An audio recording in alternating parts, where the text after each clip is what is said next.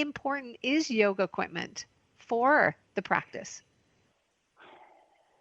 I do think that it's very important, but still they are not indispensable. They are not actually needed. Right. Sometimes we tend to misread the use of props. You say, oh, if you don't have blocks and then you don't have blankets, then you cannot practice. If you don't have mat, you cannot practice.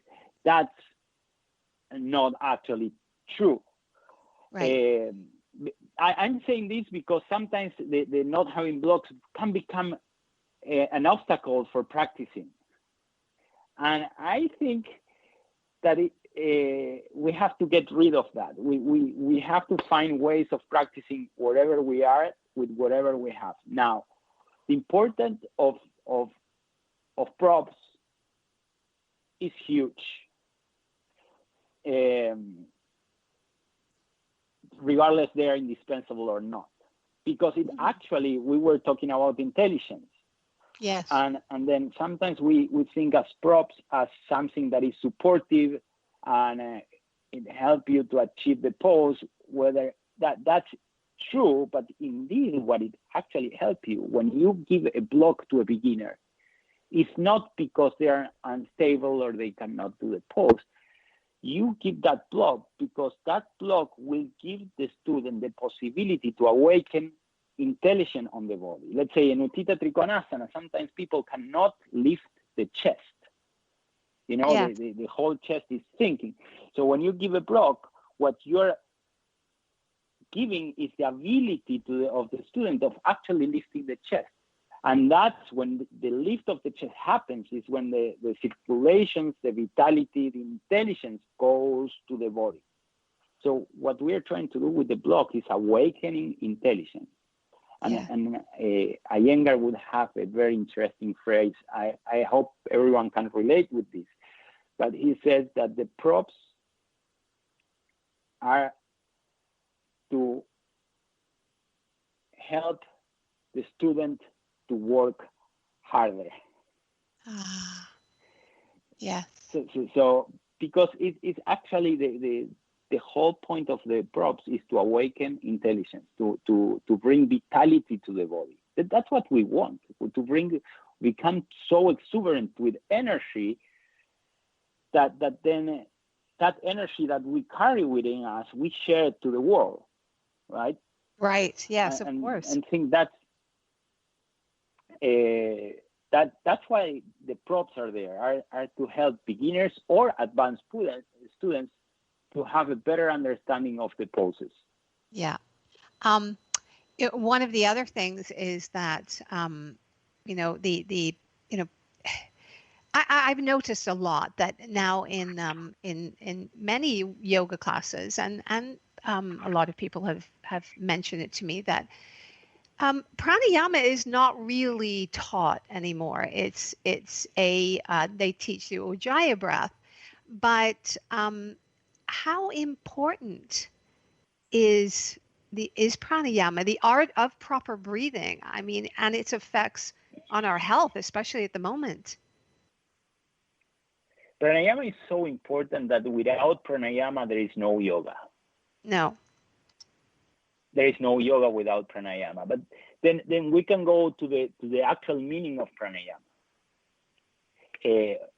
Pranayama is expansion of vital energy, correct? In a way, one of the definitions, there has many definitions, but I will stay with this one in this particular moment. Pranayama is expansion of the vital energy. So it's clear that the definition goes beyond breath, though the breath is very needed. So if you go to how you expand or allow the energy to come into your body, the pranayama starts with ahimsa, with love. And love right now in this moment, this time that we are living, it's super important because love is the way we relate with each other and we relate to ourselves. And when we change that relation, you might get less stressed, right? Yes. So if you change the way you relate with yourself, that's the first way of pranayama. if we can break the illusions that we have. I don't want to get to the illusion, but if we understand that the first love is to ourselves, then the energy flow will be better within yourself. Just that. Yeah. Ahimsa and truthfulness, non-violence and truthfulness are the starting points of pranayama. Yeah. Then, as I said before, yes. No, I am agreeing with you that this is it's so important, isn't it? Yeah, the way you relate with yourself will change the way in which the energy comes to your body. And then you have asana, where are the positions. There is pranayama there, as I said before, with blood circulation, with intelligence going through your body, to learning moving the little toe, to creating circulation on the hips, creating circulation on the armpits. That will bring you prana. It will create flow of prana through the body. And I know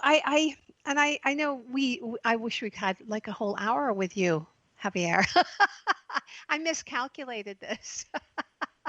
But I do want to ask you a very quick question here. Can anyone participate in a Iyengar yoga class? I'm sure that's what listeners are wanting to know. Everyone can actually participate in a yoga class. The Iyengar yoga class at this moment, they are being fun and easygoing. This association of strictness is dissipating, and what we want as a Iyengar yoga teacher is to everyone to fall in love with yoga. That's all. Well, every Iyengar yoga teacher to do all these paths, they have to love what they are doing. So and I have to tell you that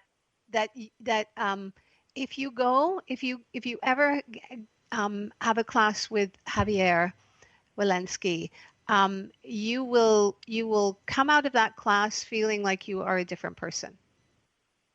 He's that transformational. I have to say that, Javier. Lots of people tell me that. Yeah, absolutely. Lots of people. I do want to ask you a very quick question though. Yes. What is your favorite yoga posture?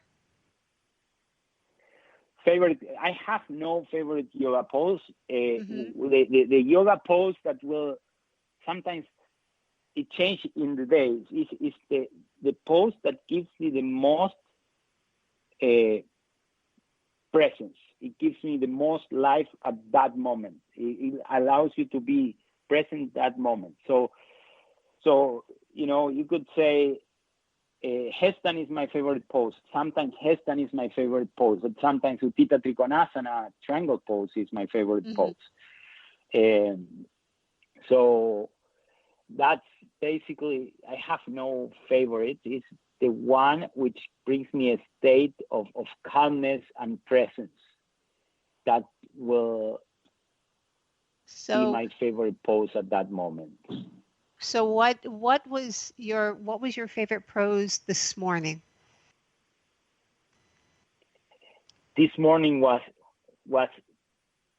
Padmasana and shoulder stand, Sarvangasana. Because and sometimes it doesn't happen. There are days that, let's face it, if you think that every day you're gonna wake up and have a wonderful practice, that's not completely true. We have to struggle. Right? So sometimes we don't have that pose. That pose does not come. But the fact that you woke up and you did what you needed to do, that's important enough. If you practice enough, you know that what I'm saying is true. Yes, I love your honesty. Yes, we are here to figure it all out. Javier, I wanted to I wanted you to just give me 30 seconds on Omahaye, because it is a wonderful place, and your mother is such an inspirational woman, and it's a place to be happy, is it not? It is a place to be happy. Correct. Yeah, it's a place to be happy. It's a place to be happy. People is actually happy when they come to Omahaye, and from all over the world. People comes and enjoy and finds community. find an actual place to be happy, to go away from what they have to do, and then fulfill the responsibilities better, right? You're not escaping from responsibilities. No, and I have to tell you, it is a wonderful place. And if you're in South Florida, could you please come by Omahaye in Hallandale? And thank you, Javier, for joining us today on Yin Yoga Lifestyle. And if you'd like more information about Javier Wilensky, you can visit javierwilensky.com. And you can visit the podcast. Or Omahaye. Yeah. And if you'd like more information about Omahaye Wellness and Fitness Center, you can visit omahaye.com, OMECHAYE.com. Many thanks, Javier, for being with us today again on Yin Yoga Lifestyle. Thank you so much. And please don't forget to check us out at yinyogalifestyle.com for free Yin Yoga videos, and where you can sign up for online Yin Yoga classes with me and get your first class for free. Just drop me an email at yinyogalifestyle@gmail.com and we can get you started on your Yin Yoga routine. It's that simple. And thank you for joining us today at Yin Yoga Lifestyle. Always, and trying to always adding enlightenment, calm, balance, and creativity to your everyday life. I am your host, Colette Darville.